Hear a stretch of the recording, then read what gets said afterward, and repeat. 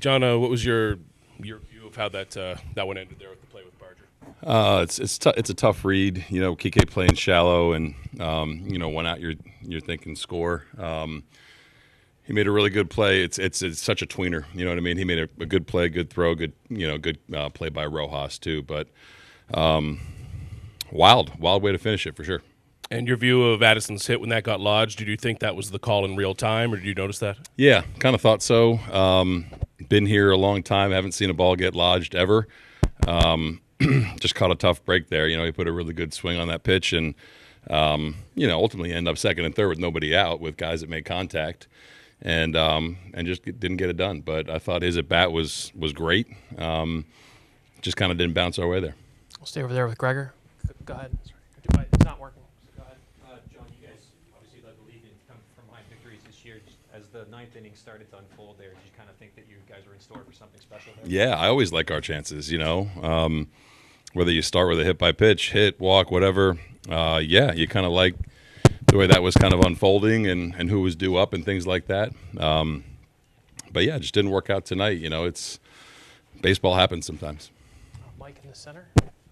Hey, John.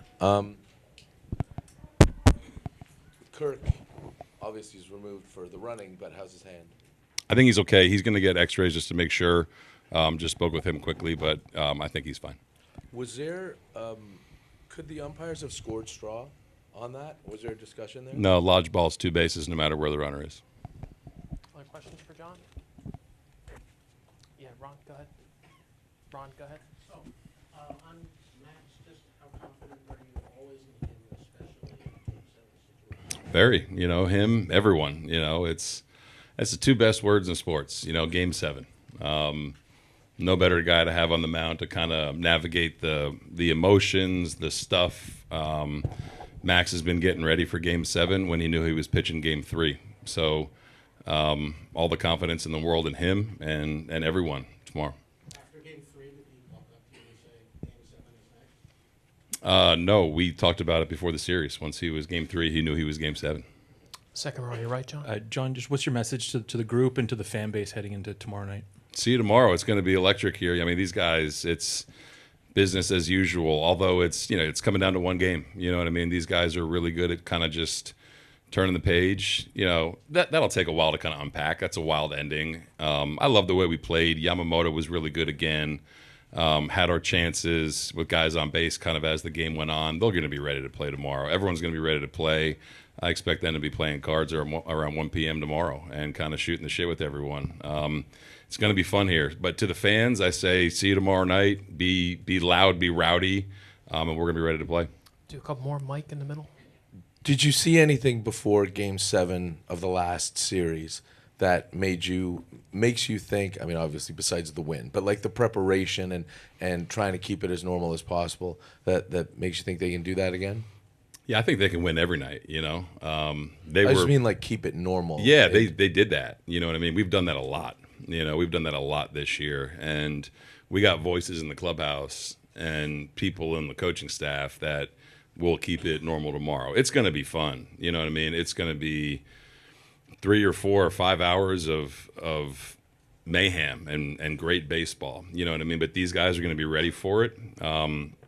Hopefully they get to slow some things down, but enjoy it. You know what I mean? It's Game 7 of the World Series at your home stadium. I mean, what the hell else do you want? Did you ever imagine you could be managing a big game in November? Yeah. That's why we do it. You know what I mean? October, November. Yeah, it's going to be great. Do 2 last ones, John and then Shy, or Shy and then John. Shy, go ahead. John, what did you hear from George over the course of the game, and how did his swings look to you based on what you were expecting and how it played out on the field? Yeah, he was good throughout. I thought, his at-bat quality was normal. First one, the RBI single, took a good swing on a first pitch sinker, ground out, and then just battled his ass off, for the hit there to down the first base line. I think if Georgie was, even if he wasn't good, he wouldn't tell me. You know what I mean? So everything in between, innings and as the game went on, I try to kind of stay away from him too. But he was good.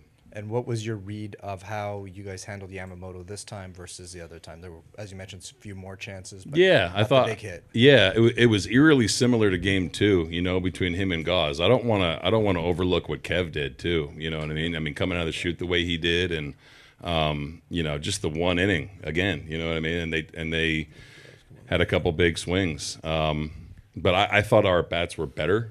I thought we made him work. I did think getting him out after the 6th was going to benefit us, you know, and we were damn close to getting it done. But I thought the at-bats were better. We had some chances. I really think, too, like even in the first inning, you know, kind of a hang and breaking ball to Vlad, you know, double plays helped him a couple times. But I thought our at-bats were better. He's a damn good pitcher.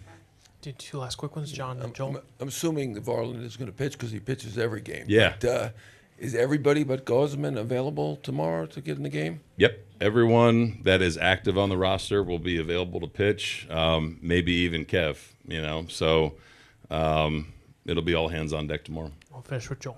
Just your thoughts on intentionally walking Ohtani in Yeah. the 3rd with the open base. He hadn't hit recently, but I guess it's Ohtani, right? Yeah, I mean, that's, you know, something we talked about before the series. If there's an obvious chance to take the bat out of his hands, yeah, we're going to do it.